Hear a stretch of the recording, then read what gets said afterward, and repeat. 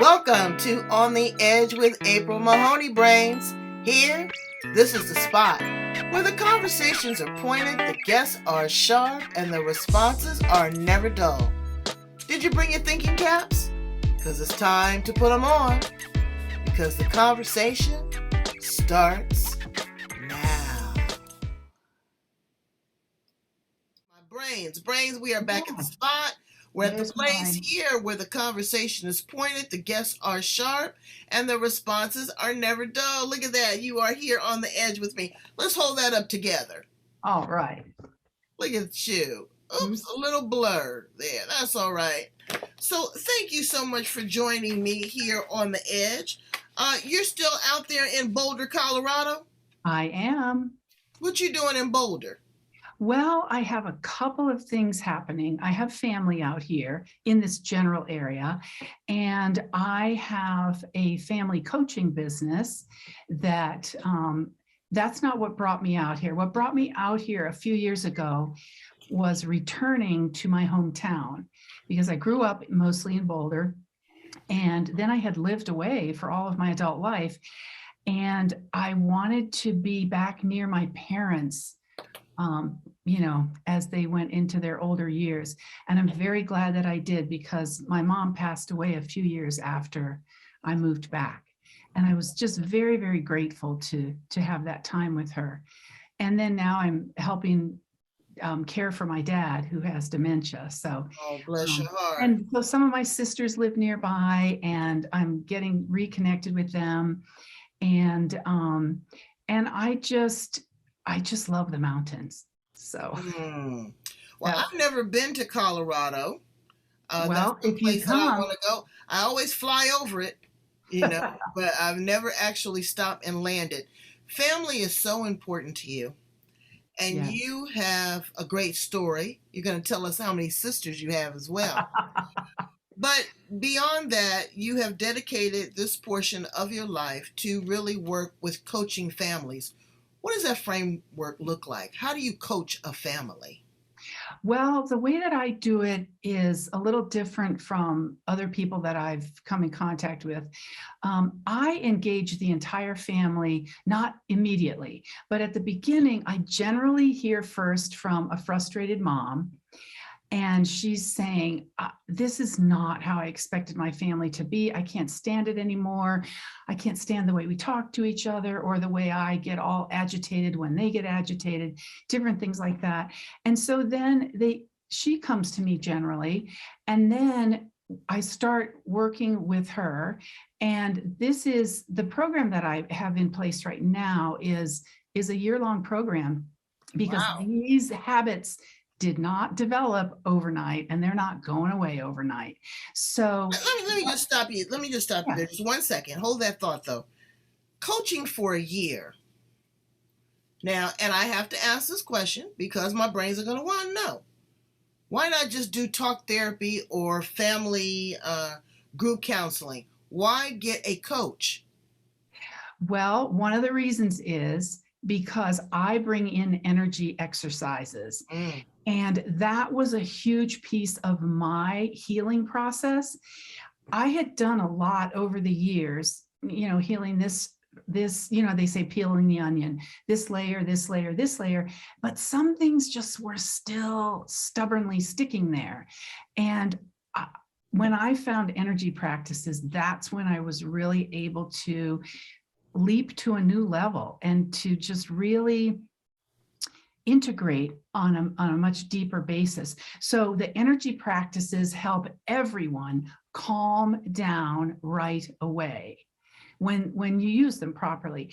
And then over time, the energy practices help us overwrite the patterns that have been developed in our brains.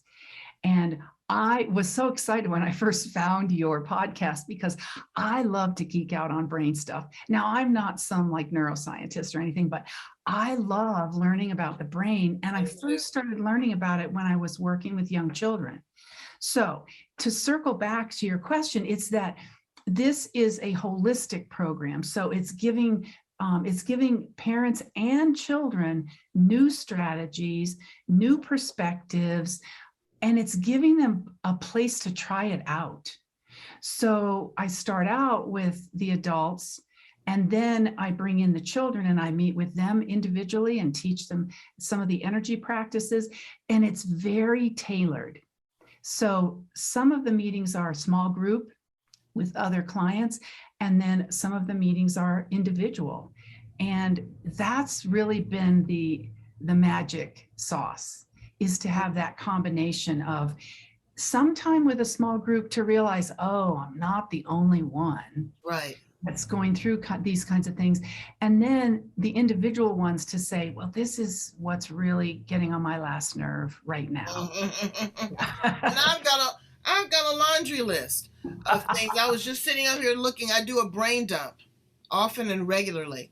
I just get a bunch of stickies and a whiteboard and go nuts, because I want to open up that capacity. I want to open up that space for other things to travel through. A lot of times, we're like a bad drain. We're clogged.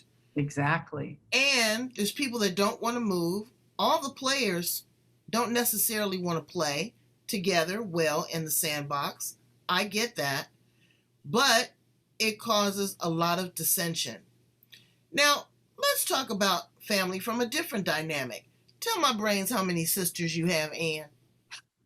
I have 9 sisters. 9 brains. 9.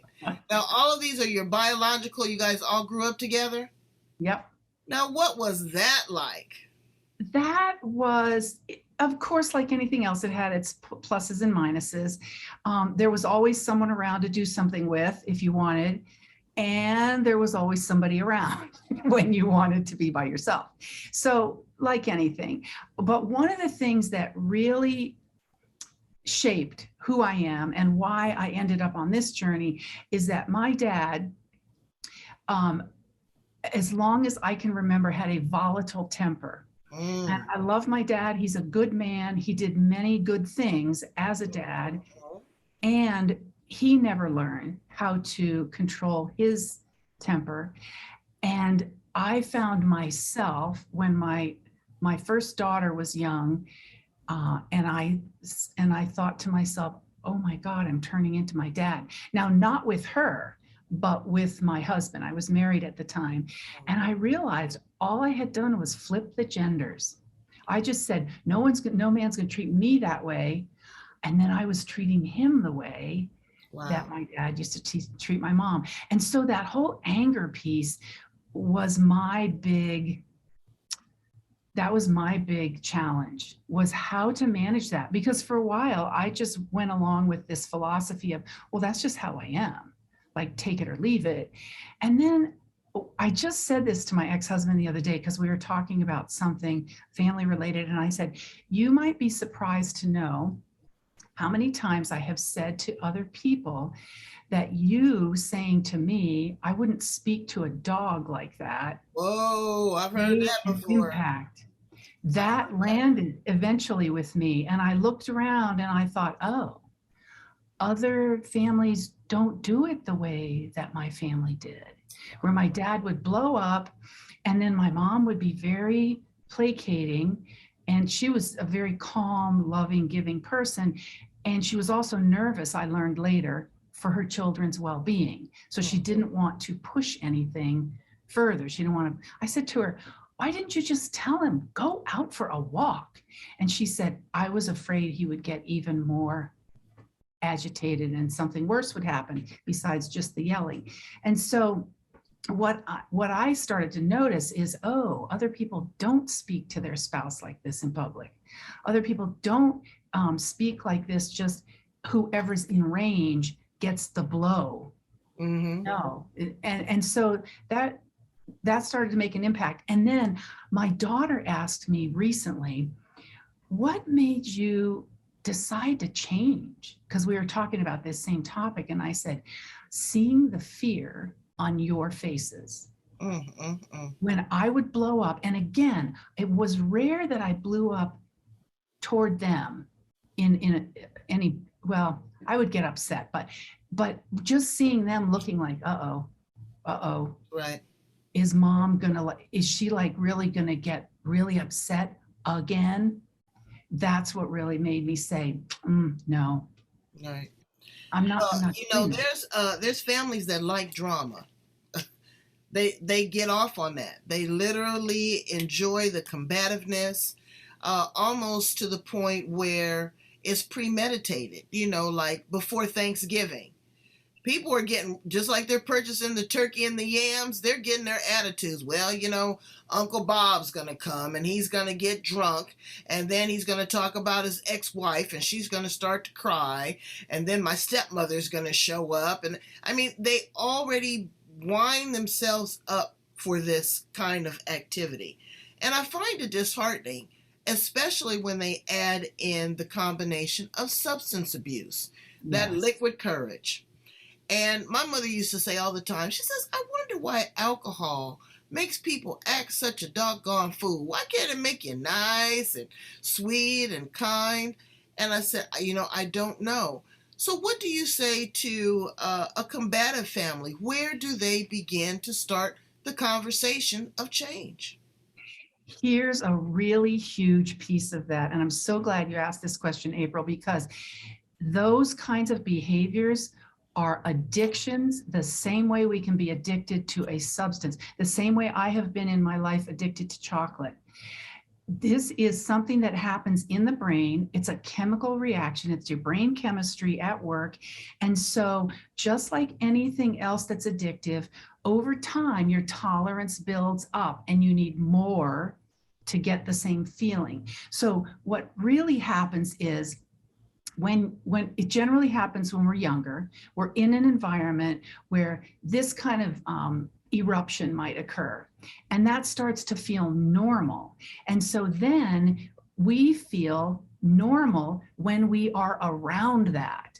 So our brain starts to seek that out. And when it's not there, it says, oh, well, I'm following directions, and this body, this person is telling me I feel more comfortable, more normal when I'm in uproar. Mm-hmm. So what can I find to get in an uproar about? Mm-hmm. It's fascinating. So it really comes from the amygdala. It's a large part of it is from the amygdala in the center of the brain, which is the 911 call center, so to speak. Mm-hmm. And that part of our brain has several functions, but two of the big ones are memory and emotions. So what happens is something happens to us, it gets coded into our brain as high priority emotionally. And then there's another piece I'll go on to biological imperative in a minute, but what happens then is the amygdala is always scanning. Is it safe? Is it safe? Is it safe? That's safe. Okay, don't worry about that. That's what I found super fascinating.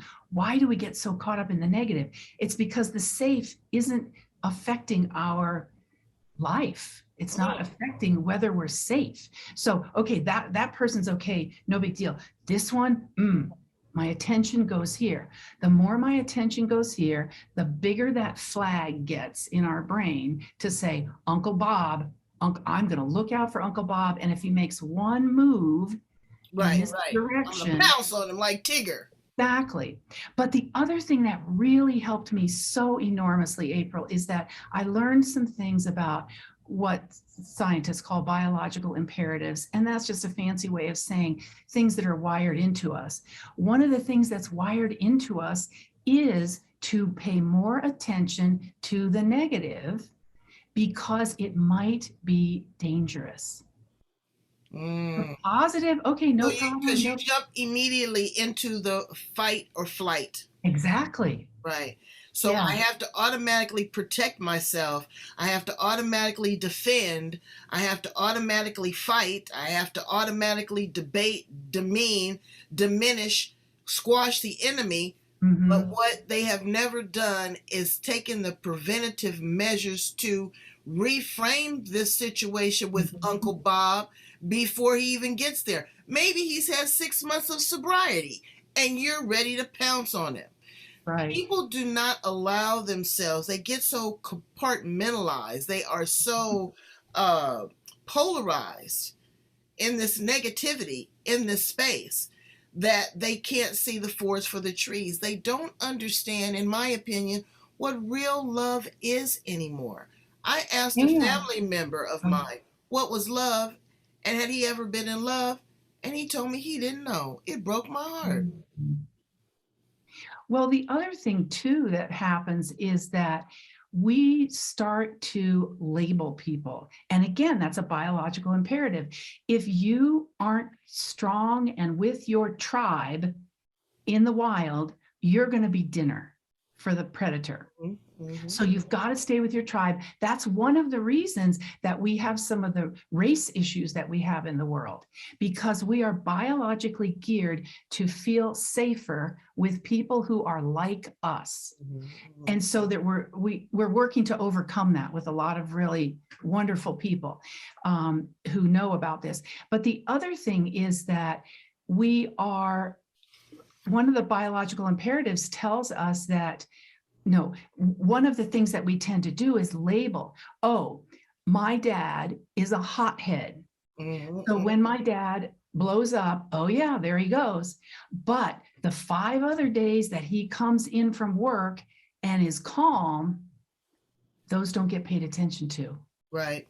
Because my brain is saying that, number one, he's not dangerous, so we don't need to worry about it at this moment. But also my brain is saying, he's a hothead. Mm-hmm. It's the same way I think when parents learn, don't tell your children things like you're clumsy or you're not smart enough or something like that. The more we say that to something, oh, you're shy. Oh, you're so shy. Oh, look how shy you are. I am the one that tries to break the proverbial shell. This is a timely conversation because I just ran into a situation where, dealing with children that are not your own. And I'll tell you something, Ann, I don't have the patience for the nonsense. I just don't have it. I am about to be 60 years old and I am unapologetically me. I love to give you your space, but I want to have a conversation with you. I want to understand where you're coming from. We don't have to be coming from the same direction, mm-hmm. but I want to be able to set my barometer, to be able to gauge where you are so I can adjust myself. But when you're trying to play these head games and, the don't talk and, always in the device and distractive, try to start a conversation, I lose my patience and I'm out of there. I'm out of there. Am I giving up too soon on these opportunities? Again, because you're shy or don't force them to talk or this, that. But no, I can't communicate with you any other way but verbally. Mm-hmm. And if the verbal doesn't connect, I'm not going to reach out you with physical because that may be even more intimidating or unwanted. I'm confused. Well, I'm glad you asked that because there is another way besides verbal. It's energetically. So let me give you an example. So let's say I am going to my sister's house and I know that her grandchildren are going to be there. And I decide ahead of time that I remember that this one granddaughter was behaving a certain way and I didn't like it. So I'm already in my mind telling myself the story, kind of like you said about Uncle Bob. And I'm thinking, oh, she's going to be like this. And if she does that, I'm going to say this. Our energy then is saying, we have an energy bubble around us. Some of the research shows that our energy can be read up to 8 feet, even up to 25 feet away from us. Wow. And I do experiments to show this to families. That's one of the things that I do, is constantly sort of prove to them about things. So I'm sure that you and everybody else who's listening has had at least one time in their life where they have felt like the hair on the back of their neck stand up. They didn't hear anything. They didn't see anything, but they're like, something's not right. And then they turn around and they see somebody near them, or you're in an elevator, particularly for women. We're in an elevator and someone gets on and we're like, I know, you judge them as soon as the door swings open. That's not necessarily judging though, April. It might be your energetic body saying, And it's not necessarily that they're going to harm you, but they might be feeling angry. They might be feeling upset. They might be feeling depressed, and your body reacts to that energy. So the same thing happens with children. So one of the ways that you can create better communication, easier communication with children of any age, is to go in with your energy where it's inviting to other people. Now, the devices are a different story. That you have to talk with the parents about and say, can we make this agreement that the first 10 minutes I'm here, whatever, because the devices are addictive and they're designed to be addictive. And so these brains, these young brains are like soaking it up. So we're teaching them to be addicted at a very young age. So that's a different thing. But if it's just like you're sitting at a family reunion, or you're talking to somebody outside after a Sunday service, or if you have a faith community, whatever day it is, and they're kind of like this, if we make assumptions about, oh, look at how, that boy doesn't even respect me, won't look me in the eye. Mm-hmm. Not necessarily. We're making a lot of assumptions and judgments, and our energy is hitting that child's energy. They notice it, even if they don't know it consciously. Our energy, in a way, is sort of assaulting them. Mm-hmm. Instead, if we go in, there's some questions that are just fantastic to ask other people, not just children, instead of, hey, how are you? There's so many questions. I give people practice in asking those kinds of questions. Okay, well, give us a few. Okay, so one is to say, hey, oh, I know you went to camp this summer. Can you tell me one new thing you did at camp? Instead of just saying, how was camp? Or you could say, oh, I heard that you really like making movies. I'm really curious. Those are really helpful words. I wonder, and I'm curious. I'm curious, do you have a certain kind of movie that you really want to learn how to make? They might say anime, they might say, who knows what they say. But when you use that kind of language and you indicate that you're curious and not in this really, hey, how's it going? Yeah, you can really get a different response from them. Or you can use humor. Frame your question, not so open-ended, but tailor it. And also that you're asking a question within a question to get multiple responses. Exactly. And create dialogue. And I've done that too. But sometimes it's like watching paint dry. Yeah. And I want to go back to something that you said. This was odd to me. Me and my husband, we go on our weekend date. We go to breakfast. And we pull up, and this car pulls up on the side of us. And I go, and he goes, what are you sniffing for? I said, that I smell the energy of this woman in the other car. And I said, baby, I don't like her. There's something about it. It's not good. And he's going, really, April? He says, you're smelling the pancakes we're about to eat. I said, no. No sooner than I said that, we go in. This is the great resignation. Nobody wants to work right now. The hostess was also playing waitress. We had to wait. We saw this woman running all around. The other woman comes in, and immediately she attacks her. You didn't acknowledge us. You didn't do this. Her energy had an odor. Okay. Wow. It was strong. And my husband goes, you pegged that right away. He said she wasn't even out of the car. I said, because she was exuding this energy. So I get what you're saying. You're a strong proponent on the brain, body, and heart connection. Tell us a little bit about that. So really what that means is that they're all tied together. And that the more that there's several aspects to it, but one of the key ones is that the more that we can come from our heart and from that attitude of, I would like to connect with this person. And then that's the heart energy, which, can flow out.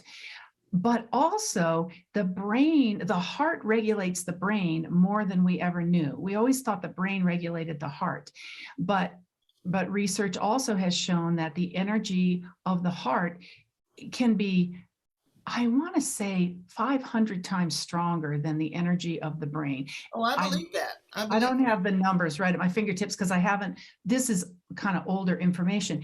But what happens is that when we can align our heart and our mind and our body, that's when our energy is really flowing and grounded at the same time.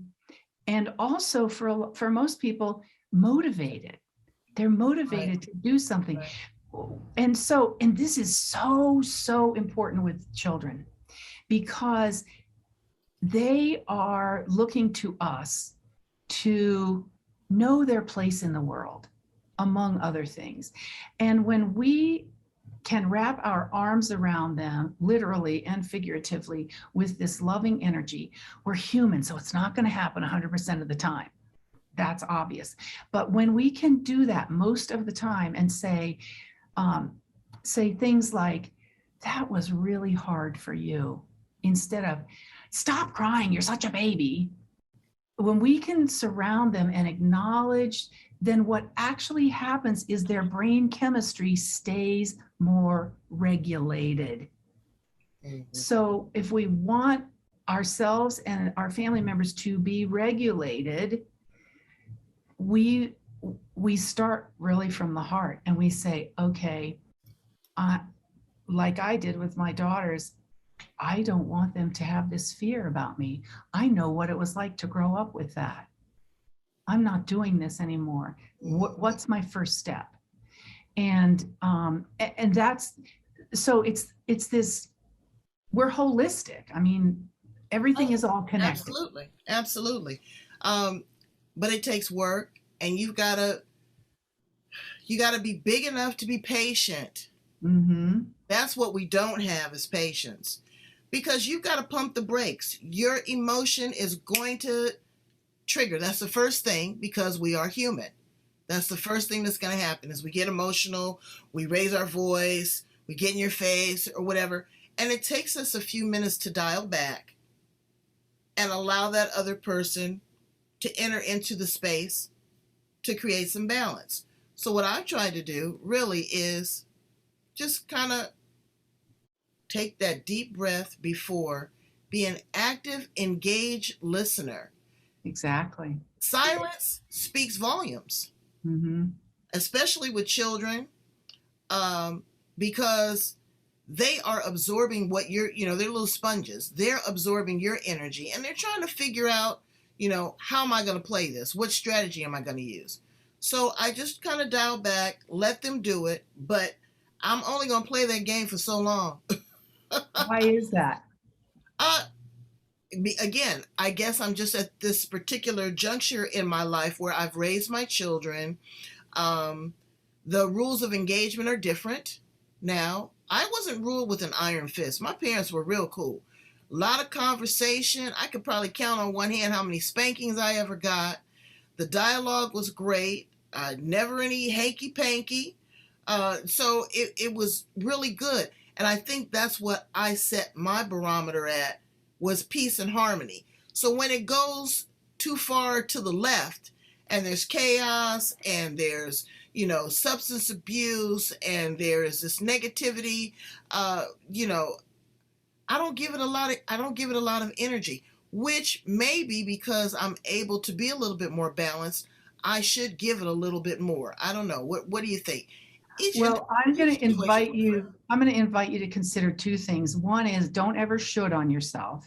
You could change your behavior as opposed to should. But the other thing is that it's generally, when we withdraw in situations like that, it is fear on some level. It does not show up as fear. It shows up as judgment, anger, anxiety, in certain cases, depression, withdrawal, but it's based on some fear. In particular, when people around us, and let's just talk parent-child, when our child gets really big with their emotions, we, generally speaking, a lot of people don't know what to do with it. They're afraid they're not going to be able to handle it. They're afraid it's going to get out of control and never stop. So they want to put a stop to it. Mm-hmm. Go to your room. Come out when you can smile. We don't talk like that in this house. Instead of being able to hold that and say, wow, this is really scary for you. You feel really angry. Your face is showing me you might be feeling sad. I'm here. This is the thing. You asked earlier, like how I help families. So one of the things that I do is I give them information about the amygdala and about, things like that, like how things work in our body and the patterns, how the patterns develop. I also help them build their awareness. I have created these different checklists for how do you respond with anger, guilt, joy, anxiety, the 7 major emotions. And then also the energetic practices. And you said earlier about stepping away because it takes a few minutes before you can step away. But once you practice and you have success with, oh, wow, doing this pivot exercise or taking a certain kind of breath or tapping or holding this gamut point. So I give them all these strategies to use in the moment. And I also ask them, where does it happen and how do you learn? So what I mean by that is, does it happen mostly in the kitchen and the family room? Okay, how do you learn? Let's put a note up. If you're a reader, put a note up that says breaths, gamut point, tap, whatever is appropriate. Or if you are a visual learner, we're going to find a picture and you're going to put that up in the area where these disagreements or these explosions tend to happen. And then you can go, And the other thing that I tell people all the time is say to your family, I'm trying some different things. I don't want to yell as much as I've been yelling. I don't like it. And I know you don't like it. I'm trying some different things. Help me remember by, can become a family thing. And I've had some families that I've worked with who've come back to me with some fantastic success stories where the children said, Mom and Dad in one situation were starting to get agitated because something had happened on the trip. Things were not going well. And one of the children said, maybe if we all just stop and take a breath. Like those are the kinds of things that can really, really make a difference. But it starts with giving people information and strategies and practice. We practice a lot. And then also helping them to develop their own awareness. That's a huge piece. And that's one of the hugest things we can do for kids. Children sometimes, if they're in environments that are stressful in any number of ways, they learn to disconnect a little or a lot from their body. So you can ask them, how are you feeling right now? Oh, no. Oh, that I don't know wears me down. You know. But again, maybe they don't want to verbalize it. But that's another way to shut you down. That's another way. Okay, well, if I say I don't know, they won't continue to ask these questions. What do you say to a family that is broken or blended? You're bringing in a lot of other dynamics. You may not be able to use some of these strategies. What would you say to those type of families to really try to create a safe space to start a conversation? Well, the first thing I would say is it only takes one person to change the dynamic. Even if nobody else agrees or nobody else knows what one person is doing. Let's say Mom or Dad comes to me and says, I need some help. I want to shift some things, but I'm not ready for a fight I think I'm going to get on this. Okay, we're going to work just privately for that period of time. And the more that person shifts things, their energy changes, people notice. And one of the things that happens, which I tell them about, is when we are in a so-called dance with someone, and this is the way it's always been, you do this, I do this, you do this, I do this, and now you do this, and I don't do that, this person is going to try to pull me back in. So that's, but then once you know that, you can just stand to the side and go, oh yeah, that's what Ann was talking about. Mm-hmm. They're trying to pull me back in. And I have these strategies to help myself stay out of that. And I could talk about this for hours, but. Well, how did you get so smart, Ann? Are you a coach? Are you a psychologist, psychiatrist? I know you've got a lot of life experiences, and with 9 sisters, girl, please. Now, did you have any other siblings, or was just 10 girls? 10 girls. Wow. In 11 and a half years. Well, Daddy wasn't angry the whole time. That's for sure. So I am a coach. I'm not a psychologist. I'm not a social worker. I'm a coach, and I'm a former certified conscious discipline instructor, which is where my journey began. Well, not exactly. That's where my journey began with other people's children and learning a lot about the brain and heart connections. But I'm also a certified expert professional life coach. And that was several degrees of life coaching training, and a former anger management specialist.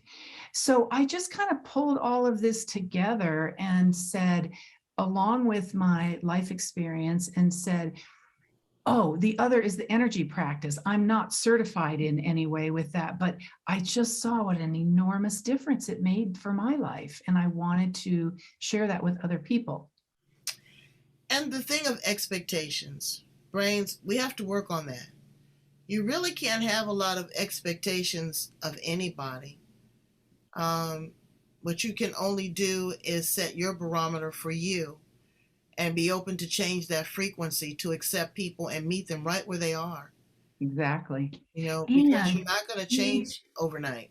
And be curious. The more that we can come from, I wonder why that person did that, instead of I'm going to fight them about it. Right. And sometimes I'll say, I wonder why this is happening. We're human. So we're going to get irritated and so on. But still, those words are different than you always, you never. If you say, I'm not understanding, I wonder, I'm curious, tell me more. Right. The vernacular and the lexicon is huge. It is. The choice of words, because verbal abuse can be sometimes more tragic than physical abuse. It is ingrained in your subconscious mind. It carries on through epigenetics, past generational trauma of, grandparents. I'm looking at a certain situation, and I see 3 generations that precede these young children where there's unresolved issues and there's secrets. Yeah. Now, and that's why how do you feel about the secrets? Because I know there's a time and a place for everything, but I think for little people to really grasp a sense of who their parents are, what the world looks like, being honest, I think that some of those secrets should be revealed. Don't you think? Well, I'm not really clear on exactly what kinds of secrets you're referring to. Can you give me a little more information about that? Well, just overarching. There might have been sexual abuse. There might have been alcoholism. There might be gambling. There might be, mental health that nobody even talks about. Then it has to be age appropriate, of course. You're not going to talk to a 3-year-old about the fact that you were sexually assaulted when you were 15, Right. But what you're going to do is you're going to buy books, and you're going to show little cartoons about my body is mine. And when I say no, it means no. And that means I don't have to hug grandma if I don't feel like it. We get into all those thorny issues. Secrets. There's a lot of ways that secrets can come up and be healed.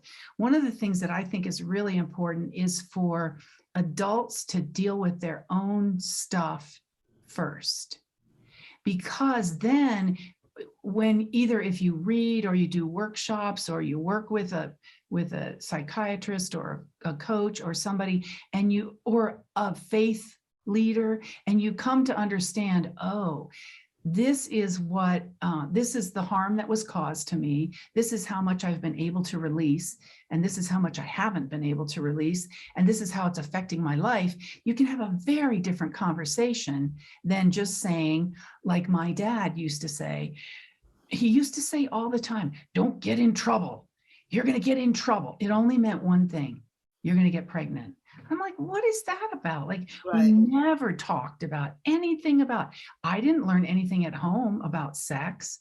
Hardly. My mom was a nurse and didn't even talk with me about having my period. We had a little class at school, but my period didn't start till like 5 years later. Mm-hmm. And so there's these things, and I totally understand and empathize with both of my parents, because I see where they came from and what was given to them, that whole generational trauma thing you're talking about.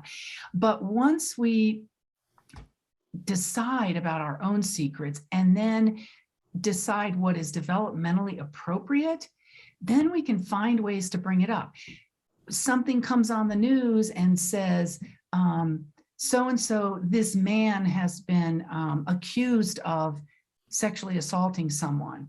Then you can bring it to the dinner table and say, you know, what do you and your friends think about this?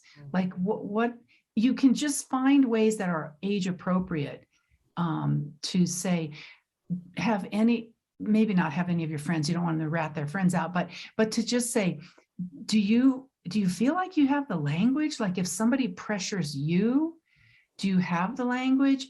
Or you get them connected with someone who's one step removed from you and let that person have that conversation, somebody that you trust. The thing about secrets with little ones is that I always used to tell parents, the 23 years I had my preschool, I would say, we don't do secrets, we do surprises. A surprise is, we got this cool thing for daddy for his birthday. It's a surprise.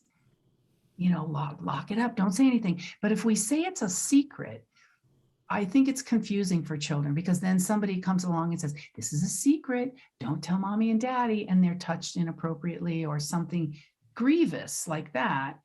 We need to make a real strong distinction between surprises and secrets. I totally agree. You are a wealth of information. I could talk to you forever, and I could tell my brains how to get in contact with you. I love for them to work with you and to really do deep dive, because you're just so easy and mellow, and just, you know, the voice inflection, which is huge, because you're going to meet me where I'm at. And I appreciate that. Yeah. Well, people can get in touch with me several different ways. I'm on Facebook. I have a private Facebook group called Own Your Happy. And you just ask to join and answer a couple of questions, and you can join. Or I'm also, you can find me online. My website is AnneMoriarty.co, and it's not .com. So it's AnneMoriarty.co.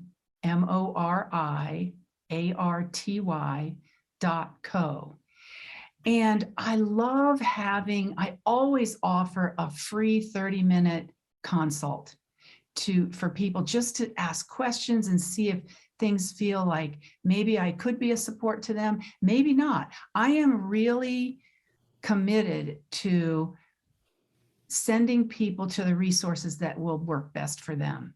So if I have any sense that I'm not the best resource for them, for instance, if someone comes to me and their family or someone in their family has experienced a deep trauma, I am not the person to start with. That is not a safe place for them to start. They need, and I'll put them in touch with someone that can help them with that. But anyway, so people can connect with me and I really invite people to do that 30-minute free consult, and they can find the link for that in my Facebook group and on my website. And And the in the other back thing, of this interview, absolutely, because I want people to reach out and not just touch you, but embrace you. You don't know what you don't know, Brains. And there is a lot of trauma that is yes, surfacing, resurfacing, unresolved. People are not happy. But on the flip side, there are wonderful people that are happy. Because I'm happy, even though I kind of pull back. But well, the thing that's is, for my own sanity, you know? yeah, I don't want to and be we all, combative or combustion on anybody else. So I, pull back and make it easy on you. you do what works for you. And that's the thing, is that I really, I've been toying with this idea of changing around my business name to include something about hope, because that's really what it comes down to every time I talk with a parent or grandparent or teacher or somebody else who works with children, is when people lose hope, then there's no chance for things to change. Right. But when they can have hope that this idea or this strategy or this starting point, this one step, can make a difference, that's really what it's all about, is the hope. And I've seen families make huge changes where the yelling is almost gone. I mean, we're human again, and the nightmares or the night fears for children are gone, or people, the two adults can say, I didn't like what you said to me, I want to talk to you about that, instead of getting into a shouting match. So Well, many. and another thing that I noticed is the trauma is so severe that I'm seeing and hearing a lot of kids between the ages of 9 and 15 that are bedwetting still. Mm-hmm. Yep. I don't know, and then there's a shame associated with that. Yeah. There's an And embarrassment. that's a very definite fear-based or a disconnection from the body. That makes total sense, that if they're living in some sort of environment that creates a pervasive fear, whether it's small over a long period of time or a big something, then they get, for their own emotional safety, they disconnect a little from their body because it feels so horrible to be in their body because of that fear. So they disconnect. It's a coping mechanism and it saves them. But then they get older and then it's dysfunctional.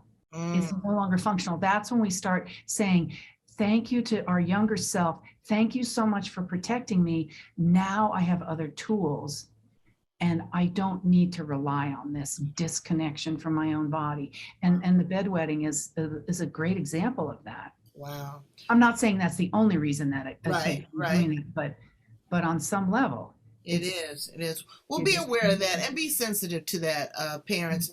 Don't just attack and just, cut off their water, but have a conversation, see what's going on, observe, and talk to them about that. Talk to them, as a human being, as a young adult. They're going to school. Their peers probably know, or they're going over their friend's house and they wet the bed over there. It could be very, very traumatic, lifelong. It could be changing.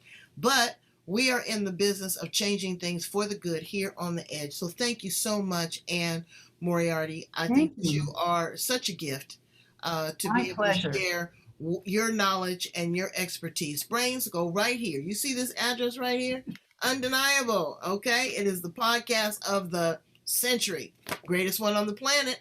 On the Edge with April Mahoney. Thank you so much, Anne. I'm going to put all of your information, the show notes in the back. We're going to rerun this a million times in private groups because it's important. You don't have a lot on this planet, Brains, that you can take with you, but the memories, the lifestyle, the gifts, and the love that you give a family member or family members will last through. And I think, April, the one other thing that I neglected to mention is people, especially I noticed during COVID, families were not as comfortable jumping into that long program. So I'm also starting a 5-week program so people can get a taste of it so that they can say, oh, okay, this is some of what I can experience, and then move on from there in whatever way works for them. But it's been my pleasure to be here. Thank you so much for welcoming me. Absolutely. All right. Brains, just, shine a light on love. Yep. We're all in this together. That's right.